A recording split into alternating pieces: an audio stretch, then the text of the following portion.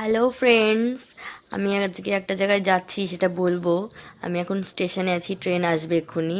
ট্রেনে উঠেও পড়েছি, বাট খুব ভিড়। খুব কষ্ট করে একটা সিট পেয়েছি, বসে আছি। এখনও জানলা ধারে যাইনি, জানলার ধারে গেলে একটু স্বস্তি পাবো। জানলার ধারে না বসলে না কেমন লাগে। এবার মনে হয় জানলার ধারে এসে গেছি আমি।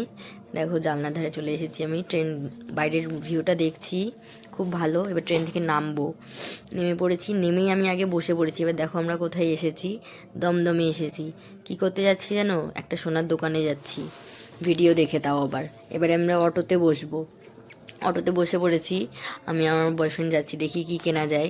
কিনে আবার দেখাবো তোমাদের আরেকটা ব্লগে। এখন যাচ্ছি সেই জায়গাটায়, অনেকটাই দূর আছে। চলে এসেছি এখন আমরা দোকানের সামনে। এখন দোকানে ঢুকবো, দোকানে ঢুকেও গেছি।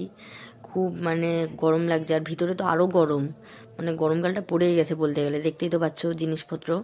আমি কী কিনবো তাই দেখছি, ও দেখছে ও পাশে দাঁড়িয়ে। দেখো আমাকে, আমি দাঁড়িয়ে দাঁড়িয়ে এইসব করছি আর আমায় বকছে। ভাল লাগছে না আমার, ভিতরে খুব গরম, মাথা মাথা কাজ করছে না কিচ্ছু।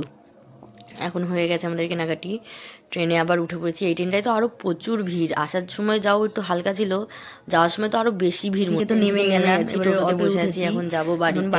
আর ভালো লাগছে না, বিকেল হয়ে গেছে, সেই সকালে বেরিয়েছিলাম, খুব ক্লান্ত হয়ে গেছি।